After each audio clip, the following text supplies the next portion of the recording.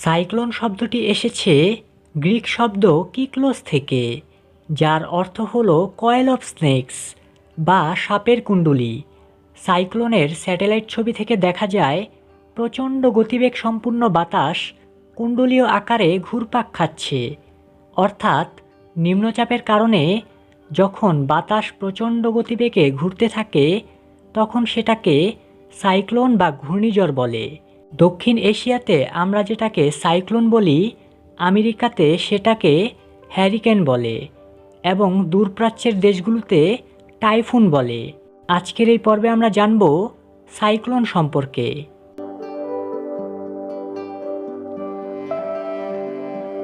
বাংলাদেশের উত্তরে হিমালয় পর্বত, দক্ষিণে বঙ্গোপসাগর এবং মাঝখানে ফানেলের আকৃতির উপকূলীয় এলাকা বিদ্যমান। ভৌগোলিক অবস্থানের কারণে বাংলাদেশ সাইক্লোনের জন্য খুব ঝুঁকিপূর্ণ দেশ। 1960 সাল থেকে 2012 সাল পর্যন্ত প্রায় 50 বার বাংলাদেশে সাইক্লোন আঘাত হেনেছে। এর মধ্যে 1960, 1963, 1970, 1991, 2007 ও 2009 সালের সাইক্লোন ছিল প্রলয়ঙ্কারী। তবে 1970 সালের সাইক্লোনটি সর্বকালের সবচেয়ে প্রলয়ঙ্কারী সাইক্লোন হিসেবে পৃথিবীর ইতিহাসে চিহ্নিত হয়েছে। এ ঝড়ে প্রায় 5 লক্ষ প্রাণহানি ঘটেছিল। 1991 সালের ঘূর্ণিঝড়ে প্রায় 1,40,000 প্রাণহানি ঘটেছে। 2007 ও 2009 সালের সাইক্লোন সিডর ও আইলাতে যথাক্রমে 10,000 ও 7,000 লোকের প্রাণহানি ঘটেছে। এছাড়া এই সাইক্লোনে লক্ষ লক্ষ মানুষ গৃহহীন হয়ে পড়েছিল। এ দুটি সাইক্লোনে আর্থিক ক্ষতির পরিমাণ ছিল যথাক্রমে প্রায় 1.7 বিলিয়ন ও 600 মিলিয়ন মার্কিন ডলার। এখন জানা যাক সাইক্লোন সৃষ্টির কারণ ও করণীয়। যেহেতু সাইক্লোন সৃষ্টি হয় গভীর সমুদ্রে, তাই এ সম্পর্কে বিস্তারিত জানা সহজসাধ্য নয়। তবে যে দুটি কারণ মূলত সাইক্লোন সৃষ্টিতে গুরুত্বপূর্ণ ভূমিকা পালন করে তা হল নিম্নচাপ এবং উচ্চ তাপমাত্রা। সাধারণত সাইক্লোন তৈরি হতে সাগরের তাপমাত্রা 27 ডিগ্রি সেলসিয়াসের বেশি হতে হয়। দুর্ভাগ্যবশত বঙ্গোপসাগরে প্রায় সারা বছরই এই তাপমাত্রা বিদ্যমান থাকে। সমুদ্রের উত্তপ্ত পানি বাষ্পীভবনের ফলে উপরে উঠে যখন জলকণায় পরিণত হয় তখন বাষ্পীভবনের সুপ্ত তাপটি বাতাসে ছেড়ে দেয়। সে কারণে বাতাস উত্তপ্ত হয় এবং বাষ্পীভবন আরও বেড়ে যায়। ফলে বায়ুমণ্ডল অস্থিতিশীল হয়ে পড়ে নিম্নচাপ সৃষ্টি করে। নিম্নচাপ সৃষ্টি হলে আশেপাশের বাতাস সেখানে ছুটে আসে, যা বাড়তি তাপমাত্রার কারণে ঘুরতে ঘুরতে উঠতে থাকে এবং সাইক্লোন সৃষ্টি করে।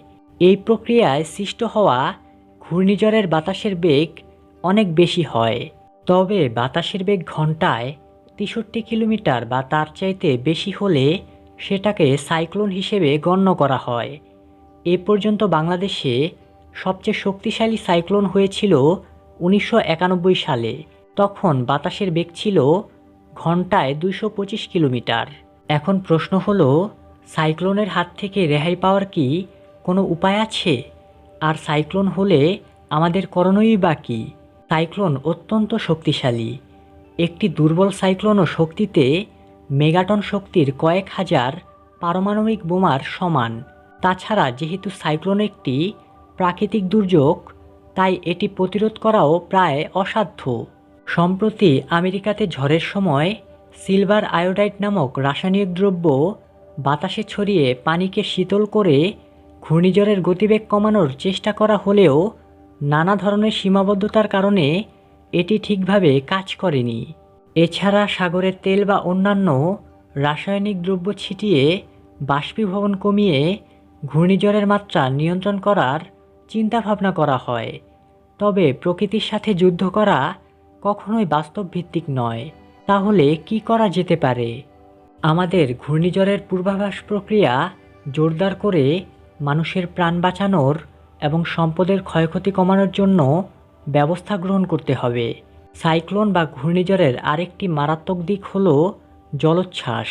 তাই ঘূর্ণিঝড়প্রবণ এলাকায় উঁচু করে মজবুত আশ্রয়কেন্দ্র তৈরি করতে হবে।